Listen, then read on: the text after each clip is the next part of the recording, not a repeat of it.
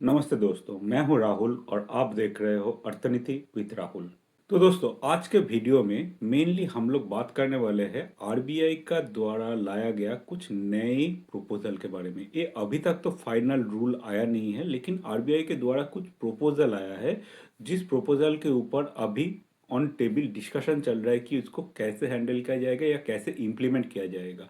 तो जितना भी इंफॉर्मेशन हम लोगों को मिला है, तो उसके थ्रू मैं इस वीडियो को बना रहा हूँ कि आपके पास ये इंफॉर्मेशन मैं लेके आ पाऊँ कि ये रूल्स आपके फाइनेंशियल डिसीजन में कैसे हेल्प कर सकता है, या आपके जितना भी यूपीआई ट्रांजैक्शन आप करते हो उस यूपीआई ट्रांजैक्शन में ये रूल्स क्या बदलाव लेने वाले हैं। तो फर्स्ट जो प्रपोजल आया है उसको बोला जा रहा है लैक्ड क्रेडिट। इसका मतलब क्या है, देखिए, अगर आप रिसेंट ईयर्स में देखेंगे तो फाइनेंशियल फ्रॉड यूपीआई के द्वारा बहुत ही बढ़ चुका है। एक करोड़ों में एक फाइनेंशियल फ्रॉड हो रहा है और आपका जमा किया हुआ पैसा आपके बैंक से विड्रॉ होकर कोई दूसरे के बैंक पे चला जा रहा है, बैंक अकाउंट पे चला जा रहा है, और आप उसको कंट्रोल नहीं कर पा रहे हो। थोड़ा सा गलती के वजह से हो सकता है। तो इस वजह से आरबीआई के पास जितना भी इस टाइप का फाइनेंशियल फ्रॉड का रिपोर्ट आ रहा था उसको कंट्रोल करने के लिए आरबीआई ने एक नया प्रपोजल लेके आया है। वो प्रपोजल क्या बोल रहा है, वो बोल रहा है कि आप कोई भी ट्रांजैक्शन करोगे तो उस ट्रांजैक्शन का एक लिमिट सेट किया गया है कि इस लिमिट से ऊपर अगर आपका ट्रांजैक्शन है तो वो इमीडिएटली दूसरे बंदे के पास नहीं जाएगा। तो इसका मतलब क्या है, देखिए, अगर आप वो लिमिट क्या है मैं पहले बता देता हूँ। वो लिमिट है 10,000 रुपीज। तो एज ए सिंगल पर्सन अगर मैं आपके अकाउंट पे पैसा भेजना चाहता हूँ तो 10,000 रुपीज के ऊपर अगर मेरा ट्रांजैक्शन हुआ, यूपीआई ट्रांजैक्शन हुआ, तब बैंक इमीडिएटली आपके अकाउंट पे वो 10,000 रुपया ट्रांसफर करने नहीं देंगे नए रूल के मुताबिक।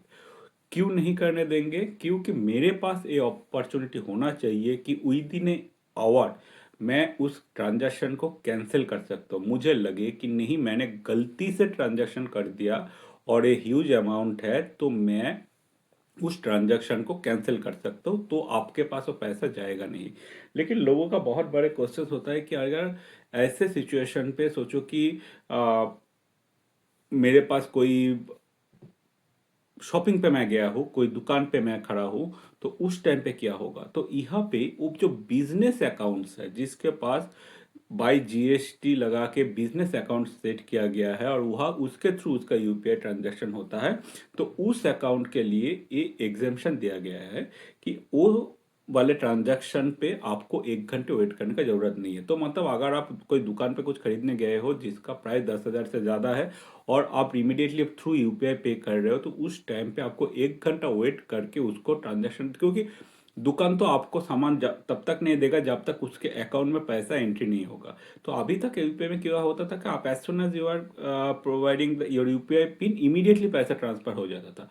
लेकिन उस वहाँ पे अभी उस सेम प्रोसेस पे ही होगा, क्योंकि जिसको आप ट्रांसफर कर रहे हो उस वाले जो पर्सन है उसके पास जीएसटी वाला जो यूपीआई सिस्टम है या उस टाइप का अकाउंट है, वो बिजनेस अकाउंट है, इसलिए उसके अकाउंट पे वो एग्जेम्पशन नहीं है। लेकिन आप कोई आपके रिश्तेदार को पैसा भेजना चाहते हो जो 10,000 से ज़्यादा है, हो सकता है कि कोई इमरजेंसी सिचुएशन है, कोई कहीं पे रुका हुआ है, लेकिन उस टाइम पे ये एक प्रॉब्लम हो सकता है कि इस नए रूल के बाद आप शायद 10,000 से ज़्यादा एक साथ ट्रांसफर नहीं कर पाओगे। उस टाइम पे 1 घंटे बाद ही वो ट्रांजैक्शन सक्सेसफुल होगा, या आपके जो भी रिश्तेदार के पास आप पैसा भेजना चाहते हो उसको 1 घंटा वेट करना पड़ेगा।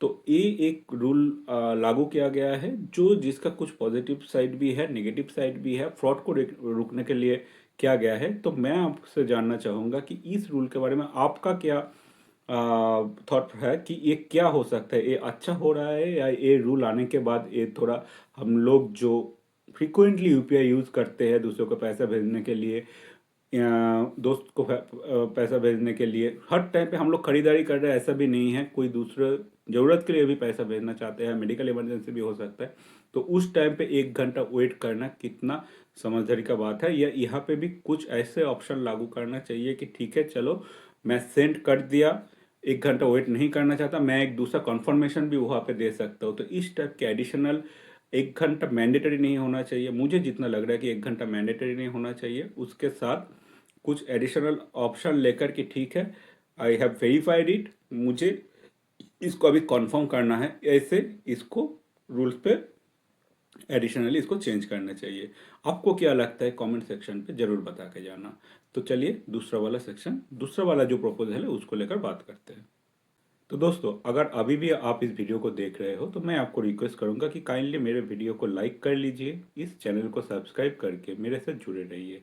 मैं देख रहा हूँ कि बहुत लोग मेरे वीडियो तो देखते हैं लेकिन चैनल को सब्सक्राइब नहीं कर रहा है। तो हो सकता है कि मेरे आने वाले वीडियो आप तक ना पहुँचे। तो मैं आपको रिक्वेस्ट करूंगा कि चैनल को सब्सक्राइब करके मेरे साथ जुड़े रहिए, क्योंकि आगे वाले वीडियो आप तक पहुँचे। और कमेंट सेक्शन पे आपका वैल्यूएबल कमेंट जरूर ऐड करके जाना, क्योंकि हो सकता है कि आपके द्वारा कोई दूसरे आदमी को भी उसका फ़ायदा मिले कि आपका क्या सोच है। और मेरे वीडियो को एंड तक जरूर देखा कीजिए, क्योंकि हर वीडियो के एंड पे मैं आपको कोई नया सजेशन देने का ट्राई करता हूँ जो आपको फाइनेंशियल डिसीजन लेने में हेल्प करेगा। तो आप अगर मेरे पुराने वीडियो देखेंगे तो हर एक वीडियो इन्फॉर्मेटिव होता है और वीडियो को एंड पे मेरे तरफ से कुछ सजेशन होता है और आपका व्यू वहाँ पे बहुत ही मायने रखता है। तो थैंक यू जुड़ने के लिए। दूसरा जो प्रपोजल लेके आए हैं वो है ट्रस्टेड पर्सन वेरिफिकेशन। ये क्या है, देखिए कि हम लोगों का जितना भी फाइनेंशियल फ्रॉड होता है उसको आपको शायद पता है कि सबसे ज़्यादा होता है एजेड पर्सन के साथ, क्योंकि उन लोगों को टेक्नोलॉजी जो नया चेंजेस आ रहा है उस पे उतना डिटेल्स पे पता नहीं होता है। और वो लोग बहुत अच्छे से, मतलब बहुत बुरी तरीके से हो सकता है कि नया यंग जनरेशन जितने भी फ्रॉड्स है उसके बातों में आ जाता है, क्योंकि वो ट्रस्ट करते हैं, क्योंकि उसका एक भरोसा होता है कि शायद ये बैंक वाले होंगे, क्योंकि फ़ोन के ऑपोजिट में कौन बैठा हुआ है उसको पता नहीं होता है। तो इस वजह से क्या बोला गया है कि अगर आपके एज 70+ है, या आप कोई पीडब्ल्यूडी पर्सन हो, जैसे कि फिजिकली आप डिपेंडेंट पर्सन हो, तो उस टाइम पे आपको एक ट्रस्टेड पर्सन एलोकेट करना पड़ेगा आपके बैंक अकाउंट के लिए, कोई भी यूपीआई ट्रांजैक्शन करने के लिए। तो अगर आप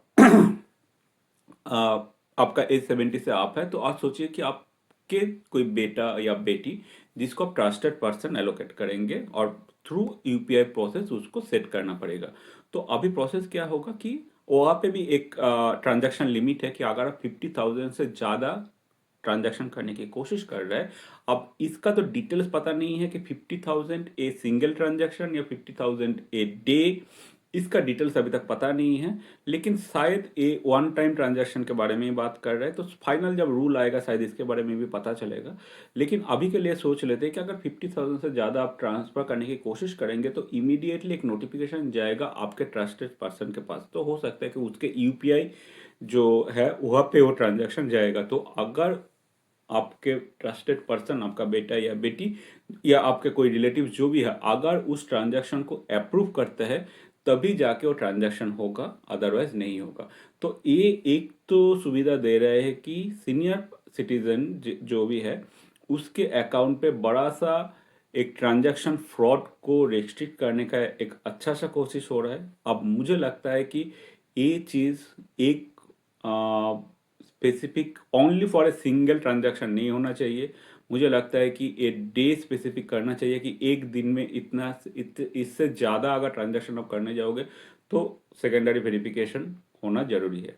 तो हो सकता है, अभी तक तो पूरा डिटेल्स पता नहीं, लेकिन जब तक ये आएगा तो शायद हमको डिटेल्स पे पता चलेगा। लेकिन यहाँ पे और भी एक चीज़ ऐड किया गया है कि आप 24 आवर्स का एक वेटिंग है। किस लिए? अगर आप आपका ट्रस्टेड पर्सन को चेंज करना चाहोगे तो सोचो कि आपका फ्रॉड जो भी आपके साथ कर रहा है, फ्रॉडस्टर जो भी है, तो वो आपको ऐसे मैनिपुलेट किया कि आप आपके ट्रस्टेड पर्सन को चेंज करके नया फ्रॉड पर्सन को ट्रस्टेड पर्सन बना दिए बाय कॉल और समथिंग।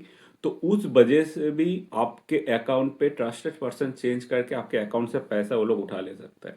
लेकिन उसके लिए भी ट्रस्टेड पर्सन ऑलरेडी जो है उसके पास एक वेरिफिकेशन जाएगा, प्लस एक 24 आवर्स का एक कूलिंग पीरियड होगा। इमीडिएटली आप कोई नया ट्रस्टेड पर्सन एलोकेट नहीं कर सकते जब तक आपका पुराना ट्रस्टेड पर्सन कैंसिल होने के बाद 24 आवर्स नहीं हो जाएगा। तो ये एक रूल्स लगा के इस टाइम को डिले करके ये प्रोसेस को मॉनिटर करने का कोशिश किया जा रहा है कि वो जो पर्सन जिसका अकाउंट है उसको ये रियलाइजेशन हो जाए 24 आवर्स के अंदर कि मैं ठीक कर रहा हूँ, गलत कर रहा हूँ, या वो किसी से सलाह ले पाए, तो उसको टाइम भी मिल जाए कि ये ट्रस्टेड पर्सन जो उसने नया सेट करने वाले है वो सही है गलत है। तो ये रूल्स मुझे बहुत ही अच्छा लगा है, क्योंकि सीनियर सिटीजन के लिए ये जितना भी फ्रॉड हो रहा है तो उसको ये हेल्प एक मुझे लगता है कि बहुत ही हेल्प होगा। तो आपको क्या लगता है कि इसके लिए क्या पॉजिटिव और क्या नेगेटिव हो सकता है, कमेंट सेक्शन में जरूर बता के जाना। थर्ड जो प्रपोजल आया है वो आया है कि मैनेजिंग म्यूल अकाउंट। इसको आप बहुत अच्छे से समझना, क्योंकि बिजनेस वाले लोगों के लिए ये बहुत ही इंपॉर्टेंट है। देखिए, बहुत बिजनेसमैन मैंने भी ऐसे देखा है कि वो लोग क्या करता है कि उसका जो एक्चुअल बिजनेस अकाउंट है जहाँ पे जीएसटी नंबर है, उस अकाउंट पे कभी कभी पैसा रिसीव नहीं करते, बोलते हैं कि आप एक काम करो, आप मेरे मोबाइल पे जो यूपीआई कोड है वहाँ पे पैसा दे दो। तो उसके लिए क्या रीज़न बनता है कि वो वाले जो ट्रांजैक्शन होता है वो जीएसटी अकाउंट पे नहीं जा रहा है, इसलिए उसको ट्रैक करना गवर्नमेंट के लिए मुश्किल हो रहा है। इसको अगर हम लोग बोले कि हवाला का मनी जो बोलते हैं कि ये एक्चुअली ब्लैक ब्लैक मनी बन जाता है, उसके लिए उसका पैसा तो मिल रहा है लेकिन गवर्नमेंट के पास उसका एग्जैक्टली ट्रैक कोई होता नहीं है। तो गवर्नमेंट ने उसको लिमिट करने के लिए क्या बोला है कि अगर आपके कोई सेविंग्स अकाउंट पे साल में 25 लाख से ऊपर यूपीआई के थ्रू या कोई भी डिजिटल ट्रांजैक्शन के थ्रू पेमेंट हो रहा है, तो आपको उस अकाउंट के लिए बैंक ट्रैक करेगा, और 25 लाख से ऊपर जितना भी अमाउंट आपका उस अकाउंट पे जमा होगा उसके लिए वो आपके अकाउंट पे इमीडिएटली रिफ्लेक्ट नहीं करेगा, आप उस पैसे को उठा नहीं सकते।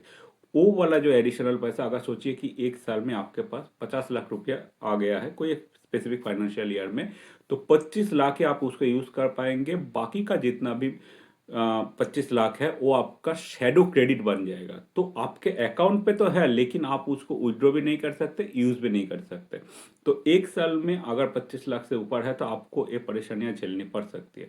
इसके लिए एक दूसरा ऑप्शन भी दिया गया है कि एक्चुअली प्रपोज भी किया गया है कि अगर आपके पास 25 लाख से ऊपर का ट्रांजैक्शन हो चुका है, if it is a genuine one, पहले 30 दिन का आपको अपॉर्चुनिटी दिया जाएगा कि आप बैंक पे जाइए, री केवाईसी कराइए, कराने के बाद आपको वो 25 लाख या एडिशनल जितना भी पैसा है वो आपको अकाउंट पे ट्रांसफर किया जाएगा, शेडो क्रेडिट से आपके अकाउंट क्रेडिट पे आ जाएगा।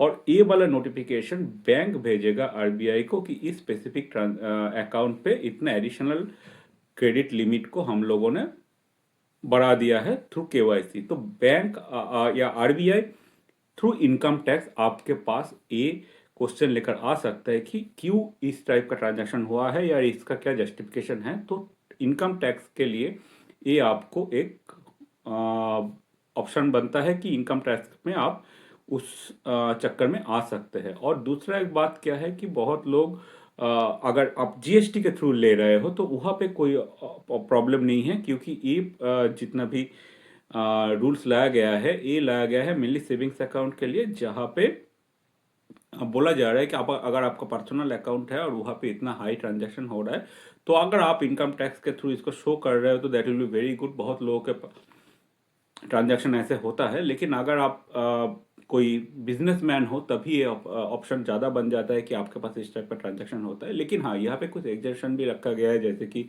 कोई लार्ज कॉरपोरेट्स है, कंपनीज वगैरह है, या कोई लिस्टेड कंपनी अकाउंट है, या कोई गवर्नमेंट एंटिटीज़ है, तो वहाँ पे ये चीज़ लागू नहीं होता है। लेकिन अगर आपके पास जीएसटी नंबर वगैरह भी है तो वहाँ पे भी प्रॉब्लम होगा नहीं। लेकिन शायद आपका अगर पर्सनल अकाउंट है तो वहाँ पे ह्यूज ट्रांजैक्शन में आपको री केवाईसी करवाना पड़ सकता है। अच्छा, फोर्थ जो प्रपोजल आया है वो बहुत ही इंटरेस्टिंग है। वो क्या बोल रहा है कि आपके जो यूपीआई ऐप आप यूज़ करते हो, जीपे हो सकता है या फोन पे हो सकता है या पेटीएम, कोई भी आप यूज़ कर रहे हो, हर एक ऐप में आपका एक ऑप्शन रहेगा किल स्विच बोलकर। ये क्या आपको अपॉर्चुनिटी देगा कि आप अगर चाहते हो कि आपके अकाउंट से कोई भी यूपीआई ट्रांजैक्शन ना हो तो आप किल स्विच को इनेबल कर देंगे। तो एक बार अगर आपने इनेबल कर दिए तो कोई भी ट्रांजैक्शन यूपीआई के द्वारा आपके अकाउंट से नहीं होगा। तो आप सोच रहे हो कि आपके एक सिंगल बैंक अकाउंट पे 4 अलग-अलग ऐप से आप कर रहे हो, कोई भी एक सिंगल ऐप से भी आप उसको किल स्विच कर दोगे, तो हर एक ऐप के लिए वो बंद हो जाएगा। ये एक फ्रॉड को हैंडल करने के लिए एक बहुत ही बड़ा कदम है, क्योंकि अगर फ्रॉड जो लोग कर रहे हैं उसके पास आपका यूपीआई डिटेल्स आ गया, तो कॉन्टिन्यूसली वो पैसा ट्रांसफर करता रहेगा, लेकिन आपके पास एक अपॉर्चुनिटी होगा कि as as soon as you will stop that kill switch, अगर उसको एक बार आप ऑन कर देंगे तो कोई भी ट्रांजैक्शन आपके अकाउंट के थ्रू नहीं होगा यूपीआई के द्वारा। तो ये तो एक फ्रॉड रोकने के लिए एक बहुत ही बड़ा ऑप्शन है। अगर उसको आपको रीएक्टिवेट करवाना है, आपको लगा है कि ठीक है चलो बहुत हो गया, अभी इसको ट्रांजैक्शन तो कोई प्रॉब्लम नहीं है, फ्रॉड होने का फिर से चांसेस नहीं है, आप अगर उसको फिर से एक्टिवेट करवाना चाहते हो तो आपको जो यूपीआई का हम लोग का सेटअप होता है वो आपको फिर से पहले से करवाना पड़ेगा। यूपीआई पिन सेटअप से लेकर वेरिफिकेशन से लेकर everything you will have to do from the scratch. तो उस टाइम पे जितना भी आपका पुराना ट्रांजैक्शन जो ट्रांजैक्शन रिलेटेड डिटेल्स था, जैसे कि मेनली मैं बोल रहा हूँ कि आपके जो यूपीआई पिन हो सकता है, यूपीआई आईडी हो सकता है, वो सब कुछ बदल जाएगा बैंक एक स्पेसिफिक बैंक अकाउंट के लिए। तो वहाँ पे फ्रॉड होने का चांसेस बहुत कम हो जाता है। मैं पहले जैसे बताया था कि एक लिमिट सेट किया गया है कि इससे ऊपर का आप अगर ट्रांजैक्शन करने जाएंगे तो इतना टाइम का वेट करवाना पड़ेगा। अगर आपको लगता है कि उस टाइम के अंदर कि आपको अरे मेरे साथ गलती हो गया है, मैं यूपीआई ट्रांजैक्शन कर चुका हूँ, उसको आप कैंसिल कर सकते हो। अगर उसके बाद भी आपको लगता है कि नहीं इसको मैं बंद ही कर दूँ क्योंकि मेरे साथ फ्रॉड होने का चांसेस है, तो या ऑलरेडी फ्रॉड हो चुका है और मेरे जितना भी बचा हुआ पैसा है उस पर कोई असर ना पड़े, तो आप किल स्विच को ऑन कर दीजिए।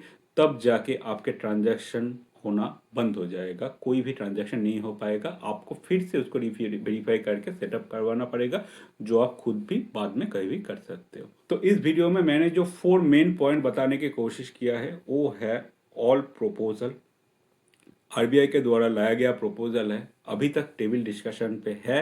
ये बहुत सारे आरबीआई प्रोसेस के थ्रू जाएगा, तो अभी तक फाइनेंशियल हम लोग का जो फाइनेंस मिनिस्ट्री है उसके पास जाएगा, ये सब पूरा प्रोसेस होकर आने में ऑब्वियसली टाइम लगेगा, अभी तक फाइनली आया नहीं है।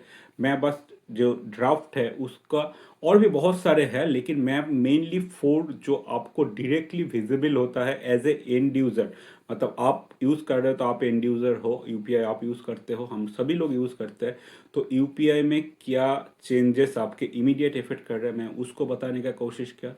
मुझे जितना लगा कि ये शायद आपको जानना चाहिए, लेकिन मैं आपको रिक्वेस्ट करूंगा ये जो 4 पॉइंट है आपको क्या लगता है ये पॉइंट आने पे फ्रॉड रियली कम हो सकता है या फ्रॉड स्टार कुछ नया कुछ ढूंढ कर निकालेगा फ्रॉड करने के लिए? आपके राय हम लोगों के लिए बहुत ही इंपॉर्टेंट है। अगर आप इस वीडियो को अभी तक देख रहे हो, मैं आपको रिक्वेस्ट करूंगा कि इस वीडियो को लाइक कीजिए, चैनल को सब्सक्राइब कीजिए और कमेंट सेक्शन पे आपका वैल्यूएबल कमेंट ऑब्वियसली ऐड करके जाना, क्योंकि बहुत जितने भी लोग फाइनेंशियल जानकारी लेने के लिए वीडियो को देखते हैं, आपके कमेंट उसके लिए भी एक नया लर्निंग प्रोसेस है। आपके कमेंट के थ्रू दूसरे लोगों को भी जानने में आसानी होगा, और फाइनेंशियल डिस्कशन एक ऐसा चीज़ है जो शेयर करने पर, एक दूसरे से बात करने पर आपको ये आसानी होता है कि आपके लिए कौन सा सही है। ऐसा नहीं हो सकता कि मैं ही हमेशा सही हूँ, या कोई भी फाइनेंशियल गुरु जो है या फाइनेंशियल एडवाइज़र है वही आपको सही डिसीजन दे रहा है। हो सकता है कि आपके पास से कुछ नया निकल के आए जो दूसरों को भी सोचने में आसानी हो, या दूसरों को कोई फाइनेंशियल डिसीजन लेने में आसानी हो। तो thank you, all the best यहाँ तक जुड़े रहने के लिए। Bye bye.